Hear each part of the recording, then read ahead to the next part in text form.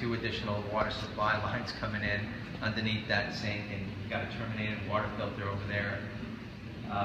Just some notes. It's probably altered a little bit for the people who did live here. You know, people with their houses, they'll make some changes. But I think the big picture is that if you look at the roof material and the percentage, the materials on a percentage rate are in great shape. The roof decking, from what you can see, is in great shape. You know, those leaks are just small areas. And then the building itself, considering you got so much erosion around the building, you don't really have any visible evidence of like a structural issue or anything like that here. Electrically, I mean, it's everything that I expected to find. The repairs that I have were things that were done after the build, like something the homeowner did or a handyman did.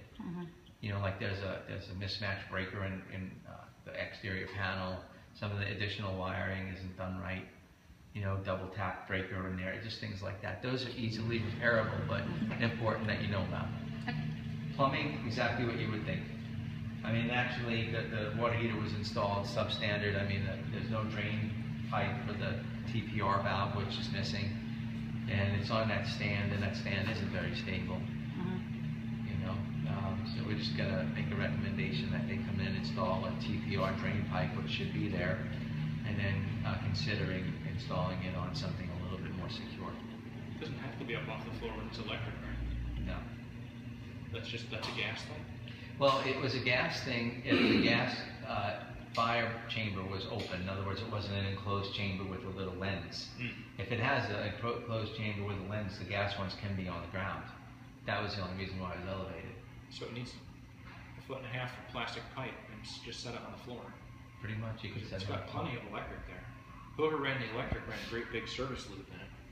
Yeah. They're probably going to want this on the floor and just ran a bunch of extra. Yeah. Seal tight? Is that what that stuff's called? What's that? The flexible conduit. Seal tight?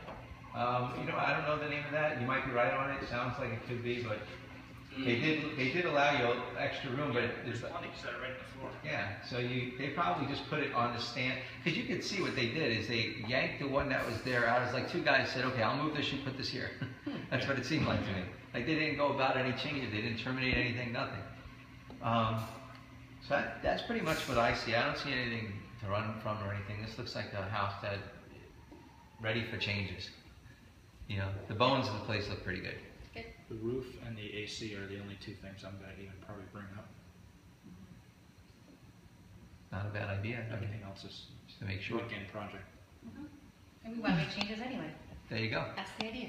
See, this is the beauty of a house like this. A lot of times I get into houses that are pristine and immaculate, and the husband is just like we usually, just walking around, and the wife is like, that's going, I'm changing this, I'm changing that. Meanwhile, whoever just bought it and redone it to flip it, they just spent all this money to add value, and the person going in there is going to change it all. It's better when you have one like this. It's like, they're not new, you know? That's right. Some of these lights, I'm guessing they're bulbs, but I just want to double check it. A lot of the bulbs weren't coming on. I was flipping. Yeah, the sconces, because I like the sconces, but and they have lights, that's hardwired, correct, the sconces? Over there on the wall. Yeah, I would imagine. They don't come on. Yeah, I got a continuity tester if you want to check them. So that's pretty much it, right? Okay. Oh yeah, you can have